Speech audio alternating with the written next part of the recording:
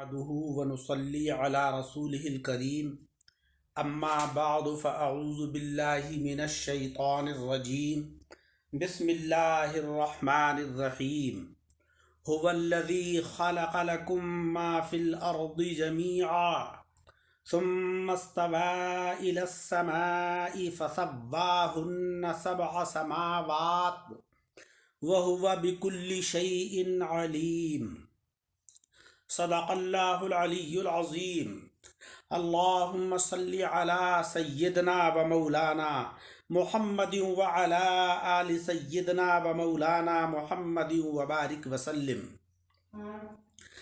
حضرات اکرام، آج کے درس قرآن میں سورہ بقرہ کی آیت نمبر 29 شامل ہے،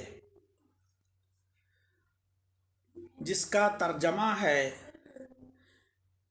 کہ اللہ جل شانہ و عم نوالہ وہ ہے خلق لکم، جس نے پیدا فرمائے تمہارے لیے ما فی الارض جمیعا، ان ساری چیزوں کو جو زمین کے اندر ہیں، ثم استوى الی السماء فسواہن سبع سماوات، پھر قصد فرمایا آسمان کی طرف، سما کے معنی آسمان، استوا کے معنی قصد فرمایا، فسواہن سبع سماوات، ٹھیک 7 آسمان بنائے، وَهُوَ بِكُلِّ شَيْءٍ عَلِيمٌ، اللہ جل شانہ و عم نوالہ ہر چیز کو جاننے والا ہے، یعنی اس کا علم لامتناہی ہے، ہر چیز اس کے علم کے اندر ہے۔ مولا رب العزت نے جب اپنی پہلی نعمت یعنی انسان کو زندہ کرنا یاد دلا دیا، تو اب ان نعمتوں کا ذکر فرمایا جا رہا ہے اس آیت کریمہ میں کہ جس پر زندہ رہنا موقوف ہے، یعنی تم اس رب سے کیوں منہ موڑتے ہو جس نے تم کو نیست سے ہست کیا، یعنی عدم سے وجود عطا کیا، تم معدوم تھے، اللہ تبارک و تعالی نے اپنی قدرت سے تم کو موجود بنایا، اور پھر موجود کر کے تم کو یوں ہی بے سر و ساما نہیں چھوڑ دیا، بلکہ اس نے محض تمہاری خاطر زمین اور اس کی ساری نعمتیں پیدا فرمائیں، ہزارہا نعمتیں، لاکھوں نعمتیں جن کو کہ ہم شمار بھی نہیں کرتے، سب اللہ تبارک و تعالی نے ہمارے ہی لیے پیدا فرمائی ہیں۔ اور چونکہ زمین کی نعمتیں آسمانی اثرات کے بغیر نہیں حاصل ہو سکتی، اس لیے اللہ تبارک و تعالی نے آسمان کو بھی تمہاری ہی خاطر بنایا، اور چونکہ 1 یا 2 آسمانوں سے زمین کا انتظام مکمل نہیں ہوتا، اس لیے تمہاری ہی خاطر آسمان بھی مولا رب العزت نے 7 بنائے، 7 سماوات، 7 کے معنی 7، اور سماوات جمع سماؤن کی ہے، آسمان۔ اور چونکہ زمین اور آسمان میں تعلق کے بغیر بھی زمین کی نعمتیں نہیں بن سکتی، اس لیے مولا تبارک و تعالی نے تمہاری خاطر ان دونوں میں ایسا تعلق پیدا فرمایا کہ کہا جا سکتا ہے کہ تمہارا رزق آسمان سے آتا ہے اور تمہارا رزق زمین سے ملتا ہے، ایسا اللہ تبارک و تعالی نے زمین و آسمان کے اندر تعلق پیدا فرما دیا۔ اور یہ اس لیے ہے کہ خداوند تعالی ہر چیز کا علم رکھتا ہے، اور ہر چیز کے اسرار، ہر چیز کے رموز، ہر چیز کی مصلحت اس کو معلوم ہے۔ غرض کہ اے انسان، یہ ساری کائنات تمہاری ہی خاطر بنی ہے، پھر بھی تمہاری یہ کیفیت کہ ہمارا احسان نہیں مانتے ہو، یہ بڑے تعجب کی بات ہے۔ اللہ تبارک و تعالی نے اتنی نعمتیں پیدا فرمائیں، ہمارا وجود ہمیں بخشا، مولا رب العزت نے ہمارے وجود کے لیے بے شمار نعمتیں زمین پر پیدا فرمائیں، لیکن اس کے باوجود بھی ہم اس کی کما حقہ عبادت کرنے سے قاصر، کما حقہ اس کا شکر ادا کرنے سے قاصر۔ اللہ تبارک و تعالیٰ تو ہم سے یہ فرما رہا ہے کہ فَاذْكُرُونِي أَذْكُرْكُمْ وَاشْكُرُوا لِي وَلَا تَكْفُرُونَ۔ اے میرے بندوں، تم مجھے یاد کرو، میں تمہیں یاد کرتا ہوں۔ تم زمین پر مجھے یاد کرتے ہو، میں آسمانوں میں تمہارا چرچا کرتا ہوں۔ تم میرا شکر ادا کرو، میری نعمتوں کا کی ناشکری مت کرو۔ حضرات اکرام، ناشکری اور شکر کا مطلب یہ نہیں ہے کہ صاحب کھانا کھایا اور ڈکار آئی اللہ تیرا شکر کہہ دیا، بلکہ مطلب یہ ہے کہ ہم اللہ تبارک و تعالیٰ کے بتائے ہوئے قانون کے مطابق اپنی زندگی کو ڈھالیں۔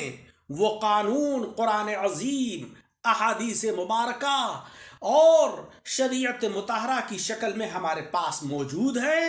ہمیں یہ چاہیے کہ ہم ان تعلیمات کے اوپر عمل پیرا ہوں۔ اللہ رب العزت نے اس آیت کریمہ کو شروع فرمایا هو الذی خلق لکم ما فی الارض جمیعا۔ اللہ وہ ہے کہ جس نے تمہارے لیے ان ساری چیزوں کو جو زمین میں ہیں سب تمہارے ہی لیے پیدا فرمائی ہیں۔ ارض کے معنی زمین، جمیعاً کے معنی سب کی سب، اور لکم سے یہ پتہ چلا کہ یہ دنیا کے اندر زمین پر جو بھی کچھ ہے وہ بنی آدم کے لیے بنا ہے۔ لکم کے معنی تمہارے۔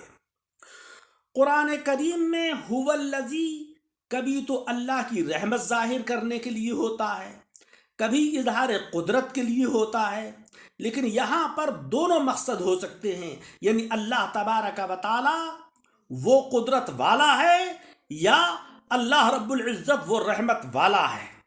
اور کبھی هو الذی کسی خاص بندے کی عظمت ظاہر کرنے کے لیے بھی ہوتا ہے، جیسے هو الذی ارسل رسولہ، اللہ رب العزت وہ شان والا ہے جس نے ایسے شان والے محمد الرسول اللہ کو پیدا فرمایا۔ اس میں حضور علیہ السلام کی شان کا اظہار مقصود ہے۔ یعنی اگر اے میرے بندوں، اگر تم میری شان دیکھنا چاہتے ہو تو میرے اس محبوب کی شان کو دیکھو۔ بے دیکھی چیز کو ان مظاہر سے جانا جاتا ہے کہ جو مظاہر ہمارے روبرو ہوتے ہیں، اس سے پتہ چلتا ہے کہ جب مظاہر اتنے اچھے ہیں تو ان کو ظاہر کرنے والے کی شان کا کیا عالم ہوگا۔ خلقہ قدر کے معنی میں ہے، یعنی اس رب نے تمہارے لیے زمین کی ساری نعمتوں کو مقرر فرمایا، کیونکہ اس آیت کے نازل ہونے کے وقت نہ تو ساری چیزیں پیدا ہوئی تھیں، نہ سارے انسان پیدا ہوئے تھے۔ اب آیت کا مقصد یہ ہوا کہ جو کچھ اللہ تبارک و تعالیٰ پیدا فرما چکا وہ بھی تمہارے لیے تھا، اور جو کچھ پیدا کیا ہے اور کرے گا اے میرے بندوں وہ سب تمہاری ہی خاطر ہے۔ لکم هو الذی خلق لکم، لکم اس میں لام نفع کے لیے ہے، یعنی یہ سب تمہارے نفع کے لیے چیزیں پیدا ہوئی ہیں، جس سے کہ تم دینی نفع بھی حاصل کر سکو اور دنیاوی نفع بھی حاصل کر سکو۔ بعض چیزیں کھائی جاتی ہیں، بعض کو پہنا جاتا ہے، بعض کو پیا جاتا ہے، جو بھی کچھ ہے وہ سب اے میرے بندو تمہارے ہی لیے ہے۔ ما فی الارض جمیعا هو الذی خلق لکم ما فی الارض جمیعا۔ اس سے معلوم ہوا کہ زمین کی ساری چیزیں، خواہ وہ زمین کے اوپر ہوں یا زمین کے اندر ہوں، سب ہمارے نفع کے لیے پیدا کی گئی ہیں۔ زمین کے اندر کانے، زمین کے اوپر سبزہ، زمین کے اوپر جانور، دریا، پہاڑ، سانپ، بچھو، ساری ہی چیزیں جو ہیں وہ سب بنی آدم کے نفع کے لیے ہیں۔ کچھ چیزیں تو وہ ہیں کہ جو بلا واسطہ، بلا وسیلے کے ہیں، اور کچھ چیزیں وہ ہیں کہ جن سے ہم نفع حاصل کرتے ہیں وسیلے کے ذریعے سے، واسطے کے ذریعے سے، لیکن ہیں سب ہمارے ہی لیے ہے۔ عمدہ غذائیں، پاکیزہ خوشبوئیں، دل پسند آوازیں، حسین صورتیں، یہ وہ لذیذ چیزیں ہیں کہ جو بلا واسطہ ہمیں حاصل ہو رہی ہیں۔ لکڑی، لوہا، تیر، کمان، رسی، یہ اللہ تبارک و تعالیٰ نے اس لیے پیدا فرمائیں کہ ان کے ذریعے سے ہم نفع حاصل کرتے ہیں۔ گویا کہ جو بھی کچھ ہے وہ سب اللہ تبارک و تعالیٰ نے اے بنی آدم تمہارے ہی لیے پیدا فرمایا ہے۔ ثم استوى الى السماء فسواهن سبع سماوات، پھر اس کے بعد اللہ تبارک و تعالیٰ نے قصد فرمایا آسمان کی طرف۔ فسواہن سبع سماوات، ٹھیک 7 آسمانوں کو پیدا فرمایا۔ قرآن عظیم سے یہ معلوم ہوا کہ آسمان 7 ہیں۔ فلاسفہ کہتے ہیں کہ آسمان کوئی چیز ہے ہی نہیں، اور جو آپ کو نیلا نیلا نظر آ رہا ہے یہ حد نظر ہے۔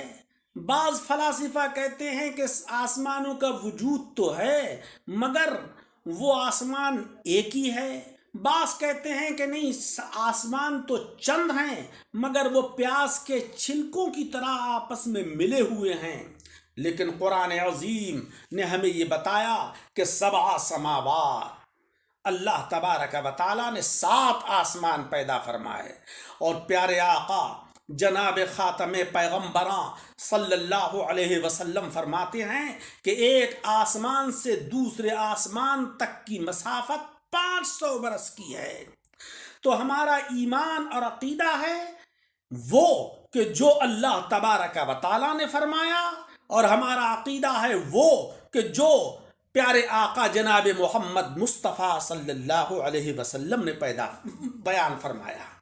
وَهُوَ بِكُلِّ شَيْءٍ عَلِيمٌ، شے کے معنی چیز اور علیم کے معنی جاننے والا۔ اللہ تبارک و تعالیٰ کی یہ صفت علم، یہاں پر جو علیم ہے یہ صفت علم ہے، اور مولا رب العزت کی یہ صفت علم ایسی ہے کہ جو ساری کائنات کو محیط ہے۔ کوئی کائنات کا ذرہ بھی اللہ رب العزت کے علم سے خارج نہیں۔ مولا رب العزت کی جس طرح ذات قدیم، اسی طریقے سے اس کی صفات بھی قدیم، یعنی وہ ذات اور وہ صفات سب ہمیشہ سے ہیں اور ہمیشہ رہیں گی۔ لہذا اللہ رب العزت کا علم بھی قدیم ہے، ہمیشہ سے ہے، ہمیشہ رہے گا۔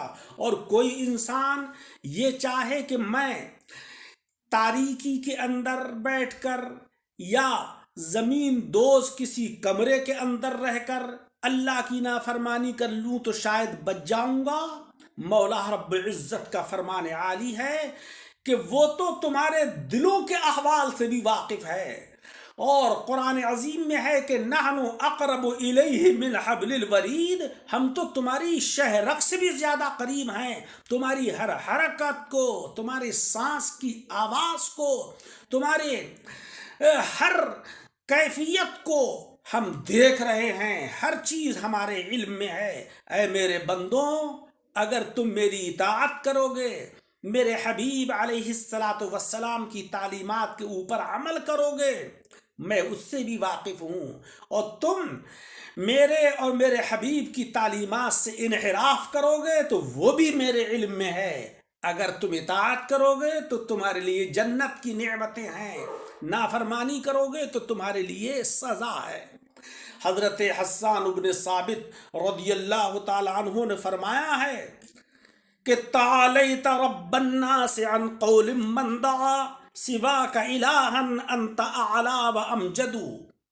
اے اللہ، تو بلند و بالا ہے ان معبودان باطلہ سے جن کو کہ تیرے مخالفین پوچھتے ہیں، تیری شان ان سے اعلیٰ اور افضل ہے۔ لک الحمد والنعماء والامر كله فإياك نستهدي وإياك نعبد۔ اے مولا کریم، ساری حمد، ساری تعریفیں سب تیرے ہی لیے ہیں، ہم تو تجھی سے ہدایت طلب کر رہے ہیں۔ اے مولا، اور تیری ہی ہم عبادت کرتے ہیں۔ تفاسیر کی کتابوں میں ایک تفسیر کی کتاب روح البیان ہے، اس کے اندر ایک بزرگ کا واقعہ ہے کہ اللہ تبارک و تعالیٰ نے ارشاد فرمایا کہ میں نے عالم کی ساری چیزیں تیرے لیے بنائیں، اے میرے بندے تو نے میرے لیے کیا کیا؟ تو ان بزرگ نے اللہ رب العزت کی بارگاہ میں اپنی عبادات پیش کی۔ ارشاد عالی ہوا کہ یہ عبادتیں بھی تو نے اپنے لیے کی تاکہ دوزخ سے تو بچ جائے اور جنت حاصل کر لے، اس کے علاوہ بتا تو نے میری رضا کے لیے کیا کیا؟ عرض کیا کہ مولا پھر تیرے لیے کون سا کام کرتا؟ فرمایا کہ میرے پیاروں سے محبت، میرے دشمنوں سے عداوت کرتا، لہذا نماز حج وغیرہ ادا کرنا یہ عبادت ہے، اور ان عبادات سے محبت کرنا اللہ تبارک و تعالیٰ کی محبت ہے۔ حضرات اکرام، ہمیں شریعت مطہرہ کے اوپر عمل کرنے کے ساتھ ساتھ شعائر اسلام سے پیار اور محبت بھی کرنا چاہیے، ہمیں عقیدت اور محبت کا اظہار کرنا چاہیے۔ اللہ تبارک و تعالی مجھے اور آپ سب حضرات کو عمل کی توفیق عطا فرمائے، آمین۔ وآخر دعوانا ان الحمدللہ رب العالمین۔ اس آیت کریمہ کے درس کو سننے کے بعد دوسرے بھائیوں تک شیئر کریں تاکہ دوسروں کے علم میں بھی اضافہ ہو، اور جن حضرات نے ابھی تک اس چینل کو سبسکرائب نہیں کیا ہے وہ سبسکرائب کر لیں تاکہ آنے والی آڈیو آپ تک پہنچتی رہے۔